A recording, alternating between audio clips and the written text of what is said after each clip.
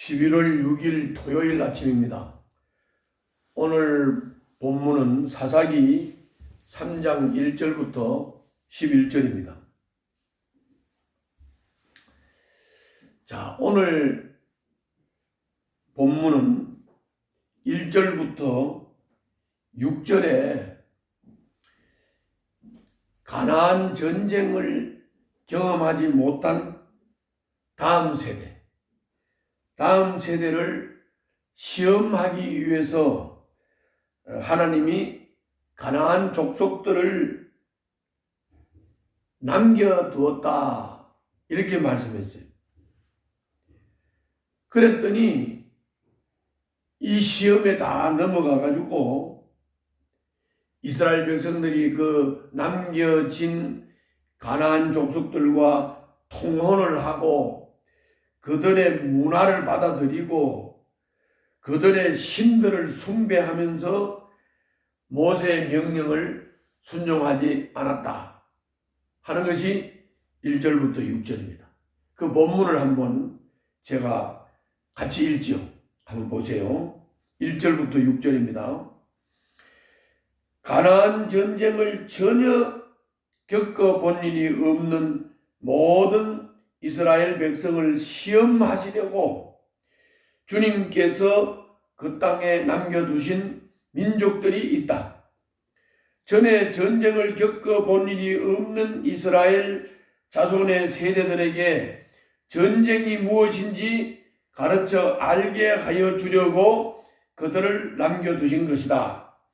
그들은 바로 블레셋의 5 통치자와 가나안 사람 모두와 시돈 사람과 히위 사람이다. 히위 사람은 바알헤르몬 산으로부터 저 멀리 하맛 의기에까지 이르는 레바논 산에 사는 사람들이다.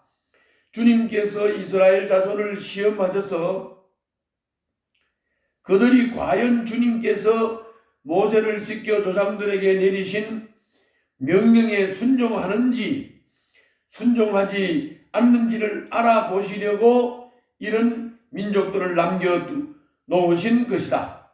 그래서 이스라엘 자손은 가나안 사람과 헷 사람과 아모리 사람과 브리스 사람과 히위 사람과 여부스 사람과 함께 섞여 살았다. 그리고 이스라엘 자손은 그 여러 민족의 딸을 데려다가 자기들의 아내로 삼았고 또 자기들의 딸을 그들의 아들에게 주었으며 그들의 신들을 섬겼다 그랬습니다. 요게 앞에서 우리가 묵상한 말씀하고 조금 표현이 달라요. 앞에서는 뭐라 그랬습니까? 하나님이 가나안 족속들을 전멸하라, 다 내쫓아라, 우상들은 때려 부숴라, 문화는 받아들이지 말라, 이렇게 말씀을 했는데 이스라엘 백성들이 자기들이 힘이 모자라서 남겨두었고 또 힘이 있어도 이 사람들을 부역자로 쓰기 위해서 남겨두었다고 했지 않습니까? 그래서 요거는 우리가 이렇게 이해를 하시면 되겠어요.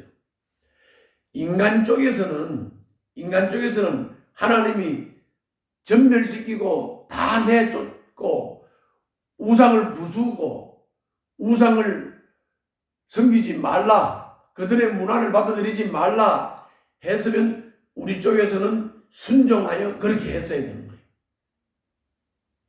하나님께서는 하나님의 관점으로 볼 때는 이스라엘 백성들이 그들의 문화에 존경심을 가지고 우상을 받아들이고 문화를 받아들이고 그들과 통혼을 하고 그리고 그 사람들을 부역자로 쓰고 그 사람들과 함께 섞여 사는 것이 삶에 편리하고 그렇기 때문에 그렇게 하나님을 배교하느냐 안 하느냐, 하나님을 등지느냐 안 지느냐, 이거를 보기 위해서 시험하기 위해서 남겨두게 하셨다.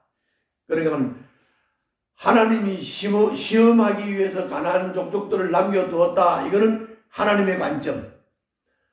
이거를 본받지 말고 섞여 살지 말고 통혼하지 말고 다 내쫓아야 되는 것은 인간 쪽의 관점에서는 하나님의 명령에 그렇게 100% 순종했어야 했다, 그런 말이죠.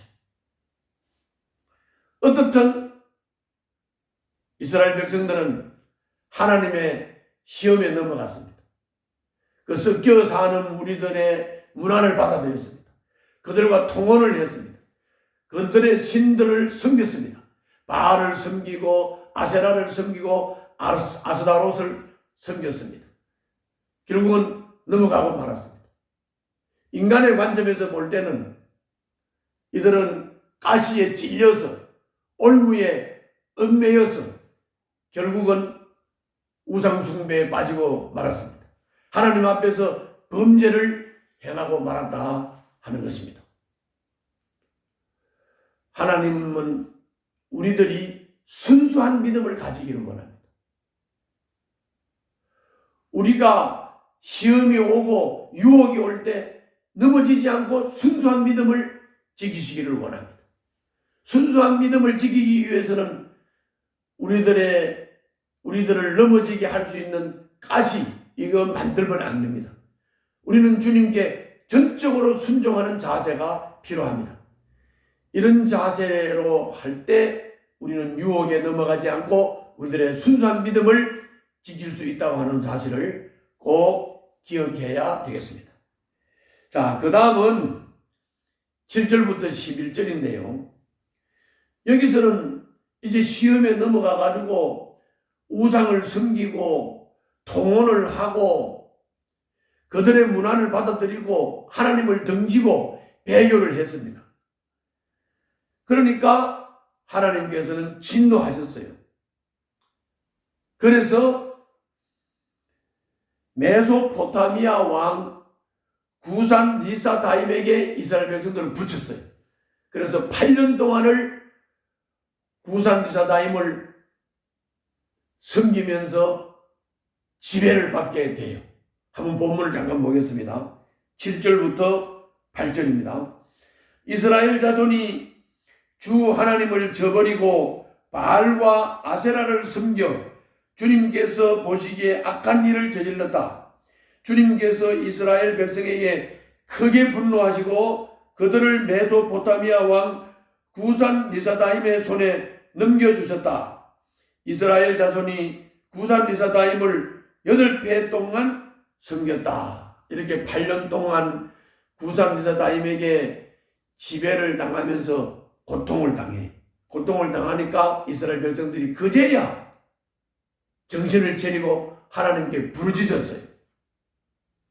그랬더니 하나님께서 이스라엘 백성들을 불쌍히 여기셔서 운니엘이라는 사람을 사사로 세웠어요.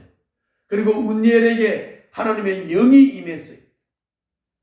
그래서 구산 리사다임을 주님께서 운니엘에게 넘겨주심으로 물리쳤습니다. 그래서 구산 리사다임을 이겼습니다. 그 이후로 40년 동안 운니엘이 사사로 있는 동안 태평성대를 이루었다 하는 말씀입니다. 주님 보시기에 악을 행하니까 메소포타미아 구산 리사다임에게 붙여서 구산 리사다임에게 고통을 당한 거예요. 그 고통이 오자, 고난이 오자 부르짖었고 하나님을 찾았어요. 그리고 주님은 은혜를 베푸셔서 운니엘을 세워서 주님의 영이 임하여 결국은 이스라엘을 구원시켜 줬고 40년 동안 평온한 상태를 유지하게 하셨어요. 주님을 저버린 백성에게 고난을 주시는 주님. 고난이라고 하는 것은 삶의 주인이 하나님이심을 알게 하는 깨우침을 주는 것이 고난이에요. 그러므로 겸손하게 자기를 살피는 사람은 고난도 실패도 바로 은혜가 되는 겁니다. 고난 가운데 실패 가운데 우리는 하나님의 사람이다. 우리는 하나님이 우리들의 삶의 주인이다. 이것을 고난을 통해서 실패를 통해서 깨닫기 때문에 고난도 실패도 겸손하게 하나님 앞에서 살기를 원하는 사람에게는 은혜가 되는 것입니다. 세상 속에서 살아가는 우리도 매일 세속의 문화를 마주하면서 시험을 받고 유혹을 받습니다. 적당히 타협하지 않고 주님의 말씀을 온전히 따르면 이게 나의 신앙이 더 선명하고 더 밝게 드러나게 되는 것입니다. 우리는 하나님의 말씀을 온전히 따라야 됩니다. 적당히 타협하면 안 됩니다. 유혹에 넘어가면 안 됩니다. 우리 자신들을 순수한 믿음을 지켜야 되는 것입니다. 고통 중에 울부짖는 백성을 위해서 하나님은 구원자 운니엘을 세웠습니다. 이것이 하나님의 사랑이요 하나님의 은혜입니다. 하나님은 징계를 하시지만 고통 중에 울부짖는 백성들의 기도를 들으시고 구원자를 세워주셨습니다. 그러나 주님의 뜻은 사람을 괴롭게 하는 것이 목적이 아니고 복을 주시고 평온한 삶을 주시는 것이 목적이십니다. 그래서 징계는 8년이지만 운니엘을 세워서 태평성대를 이루은 것은 40년입니다. 우리는 욕심을 비우고 말씀을 따르면 어둡던 마음이 평온해지고 그리고 어지러운 삶에도 평화를 얻게 되는 것입니다. 오늘도 순수한 믿음을 지키고 고통 가운데 고난 가운데 자기 자신을 잘 발견해서 하나님 앞에 순수한 믿음을 지킴으로써 주님의 은혜를 입는 하루가 되시기를 바랍니다. 기도하겠습니다. 고난의 시기를 주님을 알고 주님을 신뢰하는 기회로 삼아서 고난 가운데 하나님 앞에 나를 발견하고 바로 설 수 있도록 은혜를 주시옵소서. 예수님 이름으로 기도하옵나이다. 아멘.